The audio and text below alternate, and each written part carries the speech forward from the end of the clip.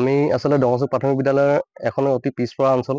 আমি চিন্তা কৰিছোঁ যে এই অঞ্চলৰ ছাত্ৰ ছাত্ৰীসকলক বা এই অঞ্চলৰ আমাৰ যিসকল সমাজ আমাৰ কমিউনিটি ব্যক্তিসকল আছে তেখেতসকলৰ যোগেদি আমাৰ ছাত্ৰ ছাত্ৰীসকলক সৰ্বাংগীন দিশত কেনেকৈ ধৰণৰ বিকাশত আমি আগুৱাই নিব পাৰোঁ তাৰেই আজি এটা সৰু আমি ক্ষুদ্ৰ প্ৰয়াস কৰিছিলোঁ।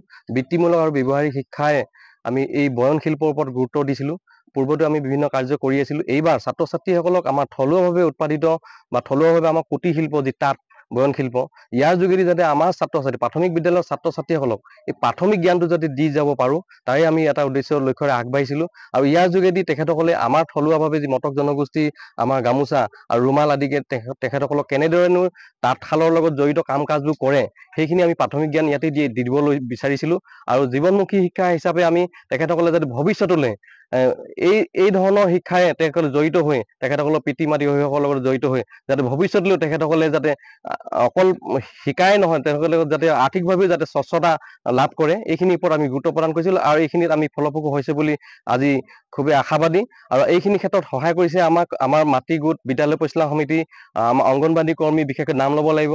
আৰু আমাৰ মোৰ যিসকল সহকৰ্মী আছে, সহশিক্ষয়িত্ৰী আছে তেখেতসকলৰ যোগেদি আজি এই কাৰ্যটি কৰা হৈছিল। আৰু ছাত্ৰ ছাত্ৰীসকলক ধন্যবাদ জনাইছোঁ। ছাত্ৰ ছাত্ৰীসকলে ইয়াত এই কাৰ্যত জড়িত হৈ খুব আনন্দ লৈছে আৰু তেখেতসকলৰ এটা ভেটি সুদৃঢ় হৈছে বুলি আমাৰ দৃঢ় বিশ্বাস। যে মই উদ্বোধক হিচাপে থাকি ছাত্ৰ ছাত্ৰীসকলৰ সৰ্বাংগীন দিশত বা উন্নতিৰ দিশত যেনেধৰণৰ তেওঁলোকে পৰিকল্পনা কৰিছে এইটো এটা আচলতে সুন্দৰ পদক্ষেপ।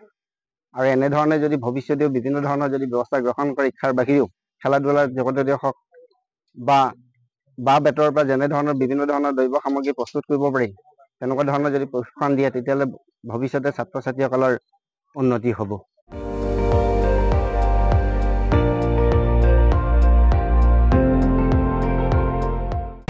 আপুনি চাই আছে ND24 সৰ্বশ্ৰেষ্ঠ নহয় সৰ্বোত্তমৰ দৌৰত।